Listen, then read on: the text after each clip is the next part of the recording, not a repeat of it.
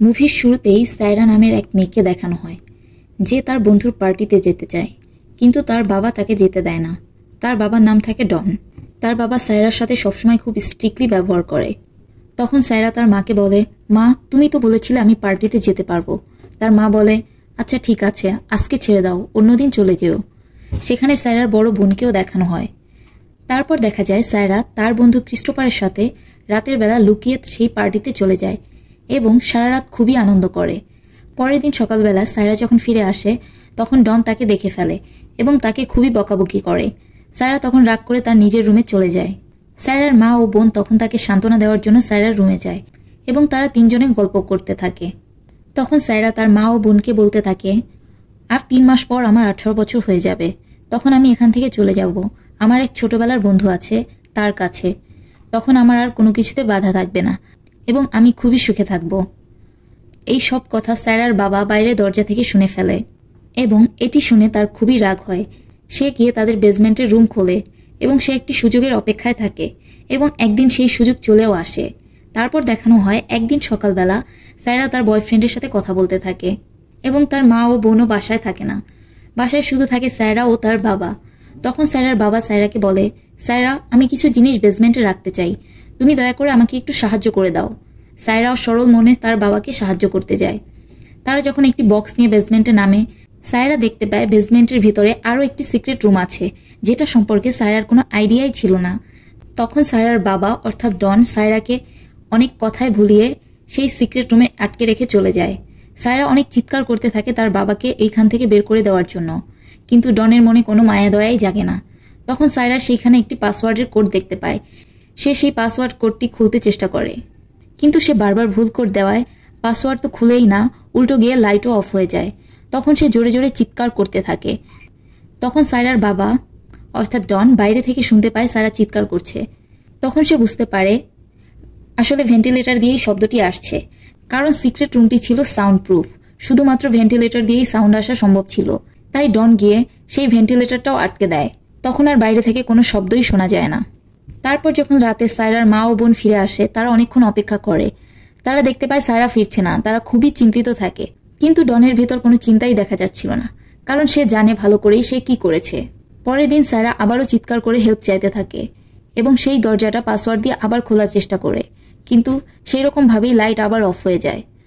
এর মধ্যেই ডন আবার বেসমেন্টে ফিরে আসে আর সায়রা তাকে ধাক্কা দিয়ে ফেলে দিয়ে সেখান থেকে বের হতে চায়, কিন্তু সে বের হয়ে দেখে বেসমেন্টের দরজাও লাগানো। তখন ডন খুবই রাগ হয়ে যায় এবং সায়রার সাথে খুবই চিৎকার চেঁচামেচি করতে থাকে এবং সায়রাকে বলতে থাকে, তুমি যদি আমার বাধ্য হয়ে থাকো তাহলে খুব তাড়াতাড়ি তোমাকে আমি এখান থেকে বের করব। কিন্তু সায়রা ডনের কোনো কথাই বিশ্বাস করে না। সে উল্টো আরও চিৎকার চেঁচামেচি করতে থাকে। তখন ডন সায়রাকে রেপ করে এবং সেখান থেকে সেইভাবে ফেলে রেখে চলে যায় এবং এই ঘটনায় সায়রা খুবই ভেঙে পড়ে, কারণ সে বিশ্বাসই করতে পারছিল না তার নিজের বাবা তার সাথে এগুলো করতে পারে। এরপরে 1 সপ্তাহ কেটে যায়। তারপর সায়রার মা একজন পুলিশকে খবর দেয়। পুলিশ এসে সায়রার ইনভেস্টিগেশন করে। তখন সায়রার বাবা ডন বলে যে সায়রা নিজেই হয়তো কোথাও চলে গেছে, কারণ সে একবার বলেছিল সে এরকম চলে যাবে। তখন সায়রার মা বলে সায়রা এটা কথার কথা বলেছে, কিন্তু সায়রা এরকমটা কখনোই করতে পারে না। তখন সেই পুলিশ অফিসার বলে আমাদের উচিত আরও কয়েকদিন অপেক্ষা করা এবং সায়রা ফিরে আসে কিনা সেটা দেখা। অন্যদিকে সায়রা খুবই মন খারাপ করে বসে থাকে এবং আস্তে আস্তে সে ডিপ্রেসড হতে থাকে। একদিন ক্রিস্টোফার আসে সায়রার খবর নিতে এবং তার সাথে ডনের দেখা হয়। সে ডনকে জিজ্ঞেস করে সায়রার কথা। ডন বলে সায়রা তার কোনো এক ছোটবেলার বন্ধুর সাথে পালিয়ে গেছে। তারপর ক্রিস্টোফার সেখান থেকে চলে যায়। এরপরে 21 দিন পরের ঘটনা দেখানো হয়, যেদিন সায়রার বার্থডে থাকে এবং ডন সায়রার জন্য কেক এবং মোমবাতি নিয়ে আসে এবং সে সায়রাকে বলে কেকটি কাটতে এবং সায়রাও ডনের সব কথা মেনে নিতে থাকে, কারণ ডন তাকে বলেছে সে যদি ডনের সব কথা শুনে ডন তাকে খুব তাড়াতাড়ি মুক্তি দিবে। তখন ডন সায়রাকে একটি ড্রেস দেয় এবং বলে তুমি এটি পরে এসো। সায়রাও এটি পরে আসে। এরপর ডন বলে তুমি একটি উইশ করতে পারো, তুমি যে উইশই করবে আমি সেটা পূরণ করব। তখন সায়রা বলে আমি এখান থেকে মুক্ত চাই।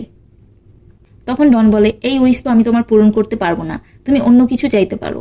তখন সায়রা বলে তাহলে আমাকে একটি ঘড়ি এবং টিভি এনে দাও। এরপর ডন সায়রাকে আবার রেপ করে। এর পরের দিন ডন একটি ঘড়ি এবং টিভি এনে দেয়, যেটা সে কথা দিয়েছিল। তারপর দেখা যায় সায়রা খাবারের একটি কৌটার থেকে তার ঢাকনাটা আলাদা করে একটি হাতিয়ার তৈরি করে এবং সে মনে মনে ডনকে আক্রমণ করার কথা চিন্তা করে। এরপর ডন যখন বেসমেন্টে আসে তখন সায়রা তাকে কাছে ডাকে। সায়রার এরকম অদ্ভুত বিহেভিয়ার দেখে ডনের সন্দেহ হয় এবং সে বুঝতে পারে সায়রা মনে মনে অবশ্যই কিছু প্ল্যান করেছে। তাই সে সায়রার কাছে যায় এবং সায়রা যখনই তাকে আক্রমণ করে সে সায়রাকে ধরে ফেলে, কারণ সে আগেই বুঝে গিয়েছিল সায়রা কিছু না কিছু প্ল্যান করেছিল। এরপর সে সায়রাকে অনেক মারে।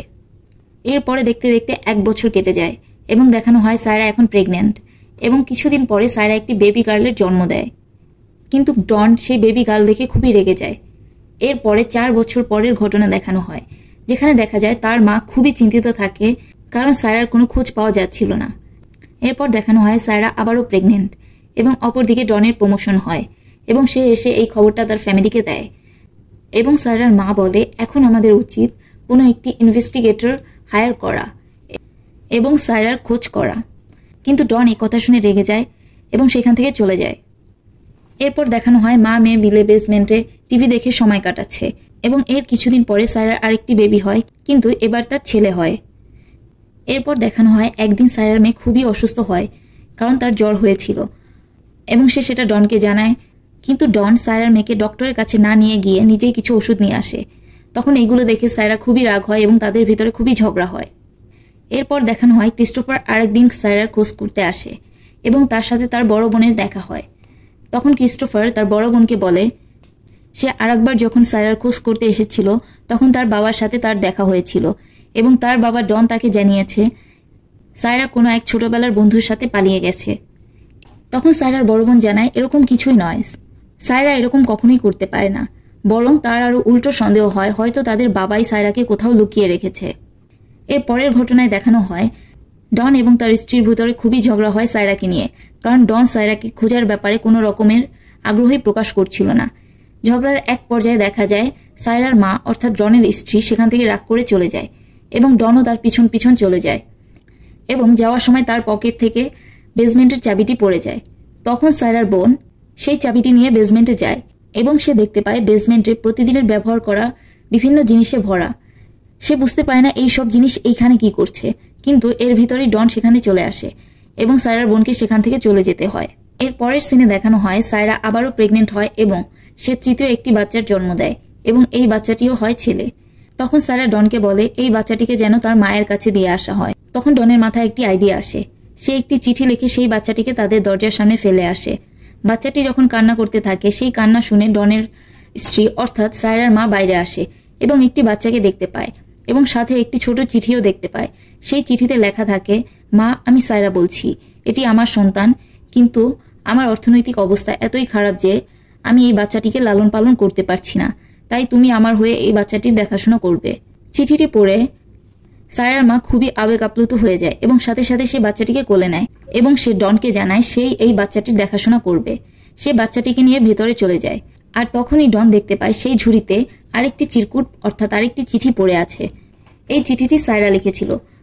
তখন ডন চিঠিটি খুলে দেখলো সায়রা তার মধ্যে লিখেছে, মা আমি বেসমেন্টে আটকে আছি, বাবা আমাকে আটকে রেখেছে, আমাকে সাহায্য করো। এটি দেখে ডন খুবই রেগে যায় এবং সে রেগে মেগে আবার বেসমেন্টে যায় এবং সে রেগে গিয়ে আবারও সায়রাকে রেপ করে। এরপরে মুভিতে 14 বছরের পরের ঘটনা দেখানো হয়, যেখানে সায়রার বাচ্চারা বড় হয়ে গেছে এবং সায়রার মেয়েও প্রায় উঠতি বয়সী। তখন একদিন সায়রা দেখতে পায় ডন তার মেয়ের দিকে কুদৃষ্টিতে তাকিয়ে আছে। সায়রা বুঝতে পারে ডনের মনে কি কুমতলব আসছে। তখন সায়রা খুবই দুশ্চিন্তা করতে থাকে কিভাবে ডনের হাত থেকে তার মেয়েকে বাঁচানো যায় এবং তার সাথে তার আরেকটি দুশ্চিন্তা থাকে, কারণ সায়রার মেয়ের অ্যাজমার সমস্যা থাকে। একদিন সায়রা যখন তার ছেলে মেয়েকে নিয়ে বসেছিল তখন সে হঠাৎ লক্ষ্য করে তাদের ছাদ থেকে পানি পড়ছে। এটি লক্ষ্য করে সায়রা বুঝতে পারে অবশ্যই ছাদের এই পাশের দেওয়ালটা নরম হবে, তাই সে একটি চামচ দিয়ে ছাদের দরজাটা ছিদ্র করতে থাকে এবং আস্তে আস্তে সেখানে একটি গর্তের তৈরি করে ফেলে এবং রাতের বেলা সে সেই গর্তের ভিতর দিকে টর্চ লাইট জেলে সিগন্যাল দিতে থাকে এই আশায় যে হয়তো কেউ না কেউ দেখে তাদের সাহায্য করবে। এবং সত্যি সত্যি একজন লোক সেই আলোর সিগন্যাল দেখতে পায়। দেখতে পেয়ে গিয়ে সায়রাদের দরজায় নক করে, কিন্তু সায়রার ভাগ্য খারাপ থাকে কারণ দরজাটি খোলে ডন এবং লোকটি ডনকে জানায় আপনাদের বেসমেন্টের থেকে একটি আলো দেখা যাচ্ছে। তখন ডন পুরো ঘটনাটা বুঝতে পারে এবং বুঝতে পেরে খুবই রেগে যায়।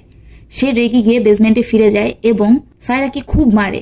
সায়রা তখন প্রেগনেন্ট অবস্থায় থাকে এবং সেই মারের জন্য সায়রার মিসক্যারেজ হয়ে যায়, যার ফলে সায়রা একটি মৃত বাচ্চার জন্ম দেয়। ডন সেই বাচ্চাটিকে নিয়ে সায়রাদের বাগানে গিয়ে কবর দেয়। পর একদিন সায়রা ডনের কাছে তার ছোট ছেলের কথা জিজ্ঞেস করে, যাকে সে তার মায়ের কাছে পাঠিয়ে দিয়েছিল এবং ডন জানায় তার ছেলে ভালো আছে এবং সামনের সপ্তাহে সে একটি টুর্নামেন্টে যোগদান করছে।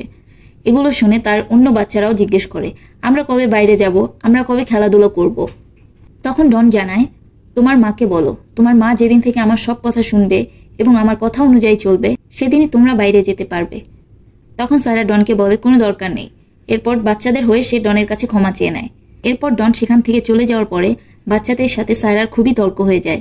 সায়রার বাচ্চারা সায়রাকে বলে, তুমি কেন তাকে সরি বললে, আমরা কেন বাইরে যেতে পারবো না। এই নিয়ে তাদের ভিতরে খুবই তর্ক হয়। তারপর সায়রা মন খারাপ করে বসে থাকে এবং সে ক্রিস্টোফারকে অনেক মিস করতে থাকে। সে মনে করতে থাকে ক্রিস্টোফারের সাথে সে কত ভালো সময় কাটিয়েছিল। এরপর একদিন সায়রা তার বাচ্চাদের কাছে সব সত্যি ঘটনা বলে।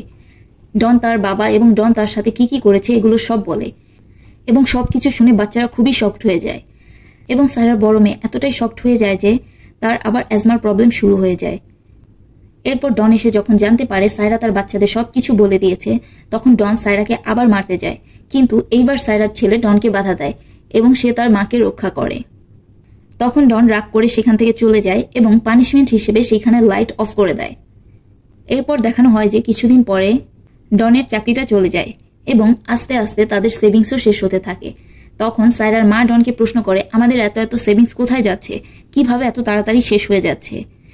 এর মধ্যে ডনের কাছে ব্যাংক থেকে একটি নোটিশ আসে যে তাদের এই বাড়িটি ছেড়ে দিতে হবে, কারণ ডন এই বাড়ি বন্ধক রেখে যে ঋণ নিয়েছিল ডন সেই ঋণ সময় মতো পরিশোধ করতে পারছে না। তখন ডন ভাবতে থাকে, আমার সায়রা ও তার বাচ্চাদের একটা ব্যবস্থা করতে হবে, নয়তো আমার সকল কুকর্ম ধরা পড়ে যাবে। তখন সে চিন্তা ভাবনা করে একটি কুমতলব বের করে। সে চিন্তা করে সায়রা এবং তার বাচ্চাদের মেরে ফেলবে। এর জন্য সে বেসমেন্টের ভেন্টিলেটর দিয়ে একটি পাইপের সাহায্যে গাড়ির কালো ধোঁয়া বেসমেন্টের ভিতরে ছাড়তে শুরু করে।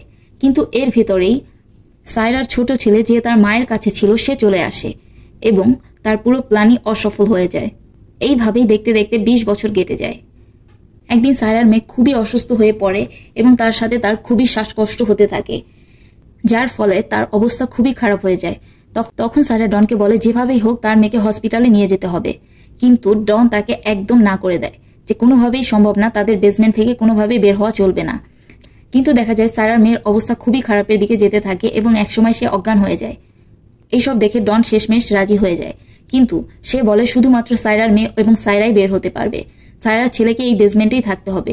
এই বলে সে বেসমেন্টের দরজা আটকে সায়রা ও সায়রার মেয়েকে নিয়ে বের হয় এবং দীর্ঘ 20 বছর পরে সায়রা সেই বেসমেন্ট থেকে বের হয়ে আসে এবং সে নিজের ঘর দেখে তার বিভিন্ন পুরনো স্মৃতি মনে পড়ে যায়। তারপর তারা হসপিটালে যায় এবং অনেক কষ্টে সায়রার মেয়েকে বাঁচানো হয়। তখন একটি লেডি ডক্টর আসে এবং তাদের একটি ফর্ম ফিল আপ করতে দেয়। তখন সায়রার মাথায় একটি বুদ্ধি আসে। সে ভাবতে থাকে সে আর কোনোভাবেই সেই বন্দি কারাগারে ফিরে যেতে চায় না, তাই সে ইচ্ছে করে ফর্মটির উপরে জল ফেলে দেয়। তখন ডন আরেকটি নতুন ফর্ম আনতে সেখান থেকে চলে যায়, আর এই সুযোগে সায়রা দৌড়ে গিয়ে লেডি ডক্টরকে জড়িয়ে ধরে। এর মধ্যেই ডন পিছনে চলে আসে, কিন্তু সায়রা তখন সেই লেডি ডক্টরকে বলতে থাকে প্লিজ আমাকে সাহায্য করুন। লেডি ডক্টর বুঝে যায় সায়রা অবশ্যই কোনো না কোনো বড় ধরনের সমস্যা আছে এবং এইবার সায়রার ভাগ্য তার সাথ দেয়, কারণ সেই ইনভেস্টিগেটর অফিসার তখন সেই হসপিটালে তাদের পাশেই দাঁড়িয়েছিল এবং সে জনকে ধরে ফেলে এবং থানায় নিয়ে যায় এবং কোনো উপায় না দেখে ডন শেষমেশ পর্যন্ত তার সকল অপরাধ স্বীকার করে। তারপর পুলিশ গিয়ে সায়রার ছোট ছেলেকেও বেসমেন্ট থেকে উদ্ধার করে। সায়রার মা ও বোন এই সব সত্য জানার পরে খুবই শকড হয়ে যায়। সায়রার মা ভাবতেও পারে না তার হাজব্যান্ড অর্থাৎ সায়রার বাবা তার সাথে এরকম নিকৃষ্ট কাজ করতে পেরেছে এবং সায়রা এত বছর ধরে কতই না কষ্ট সহ্য করেছে। এরপরে দেখানো হয় সায়রা তার মা ও বোনের সাথে বসে আছে এবং সায়রার ছেলেমেয়েরা খুবই আনন্দের সাথে খেলাধুলা করছে, কারণ তারা এখন মুক্ত। এরপর ক্রিস্টোফারকে দেখানো হয় যে এখনো আনমেরিড আছে এবং সায়রা তার সাথে খুবই ভালো সময় কাটাচ্ছে। তারপর দেখানো হয় ক্রিস্টোফার একদিন আসে এবং সায়রাকে নিয়ে লং ড্রাইভে চলে যায় এবং এইখানে